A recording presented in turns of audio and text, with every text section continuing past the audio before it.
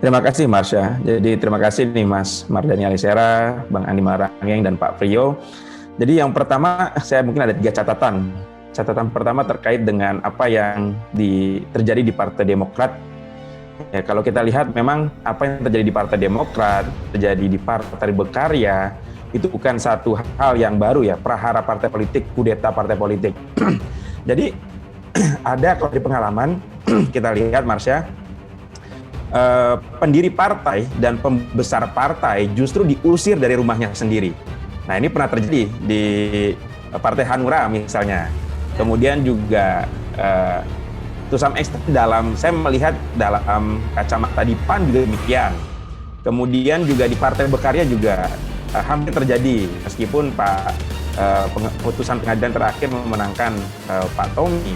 Nah, sehingga apa yang dilakukan oleh Partai Demokrat, Pak AHY dan juga Pak SBY yang membuka masalah ini ke permukaan, satu sikap yang sangat wajar dan sangat logis, karena memang banyak presiden di mana pendiri dan pembesar partai justru terusir dari rumahnya sendiri. Nah, ini satu langkah yang menurut saya bagi partai politik manapun akan dilakukan. Jadi saya termasuk yang berpandangan bahwa agak tidak merupakan satu hal yang normal ketika Pak AHY dalam waktu cepat mengumumkan adanya masalah ini, gitu ya. Jadi itu catatan pertama, Marsha. Yang kedua ya, saya juga sangat menyayangkan sebenarnya ya, kalau tadi Pak Priyo mengatakan ada Pak Muh di PR ya, kemudian juga ada Pak dikasih Partai Demokrat ada Pak Muldoko, itu retired generals ya, jenderal purnawirawan. Saya pikir Pak Muhdi dan juga Pak Muldoko patut meniru Pak SBY dan Pak Wiranto. Ketika memang mau bertempur di politik Indonesia, buatlah partai politik sendiri, gitu. Jangan mengkudeta atau menganeksasi partai-partai politik yang sudah dibentuk oleh tokoh-tokoh lain.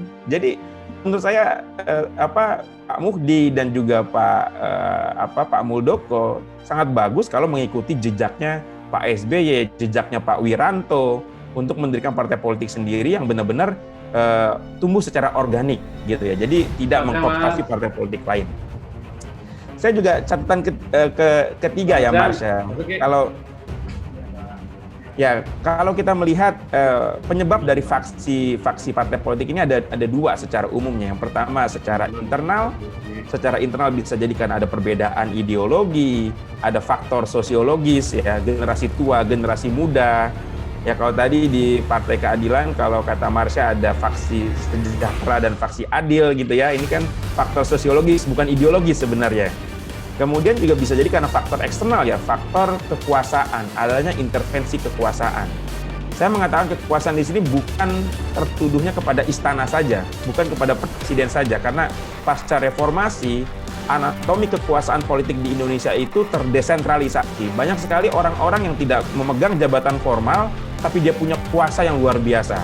Kalau di zaman Orde Baru, kita bisa menuduhkan kekuasaan itu di tangan Pak Harto. Tapi kalau di zaman reformasi, pasca reformasi, kekuasaan ini terpecah ke banyak aktor, sehingga tidak melulu faktor kekuasaan itu berkelindan dengan kepentingan presiden, gitu ya. Nah, kalau kita lihat dengan konteks saat ini, ketika Pak Jokowi sudah tidak akan mencalonkan lagi ya, orang-orang yang berada di lingkaran Pak Jokowi tentu sangat kreatif memanfaatkan sumber daya dan sumber dananya untuk bisa memperluas akses politik dan memanfaatkan momentum politik di tahun 2024. Itu catatan ketiga, Marsha. Dan yang terakhir mungkin ini juga saya melihat kencangnya faksionalisasi di partai politik itu tidak terlepas, kalau saya boleh autokritik, kritik kepada partai politik ini, Pak Priyo, Bang Andi dan juga Mas Mardhani Alisera. Saya melihat juga karena struktur di dalam partai politik tidak memiliki manajemen resolusi konflik, itu regulasinya masih minimalis. Di dalam setiap partai politik yang saya lihat itu punya semacam majelis mahkamah partai. Ya, mungkin berbeda-beda namanya ya. Kalau di PKS ada majelis tahkim, gitu ya. Mungkin kalau di Partai Demokrat ada majelis yang dipimpin oleh Pak Nara, gitu ya.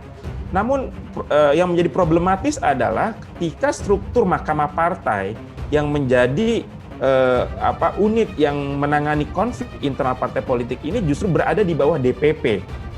Nah, delalahnya lagi, terkadang anggota majelis yang memutuskan konflik ini juga diisi oleh ketua DPP, sekjen, dan lain sebagainya. Nah, ini yang saya lihat, faktor ini juga membuat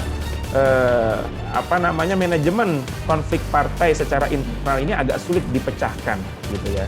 Nah, dalam konteks itu mungkin ini bagus juga kalau partai-partai itu bisa lebih menempatkan mahkamah partainya ini sebagai satu lembaga yang benar-benar ditujukan untuk bisa mengidentifikasi atau menangani konflik-konflik dualisme kepemimpinan seperti yang dialami oleh Partai Berkarya dan juga Demokrat gitu. Jadi tegas aturannya.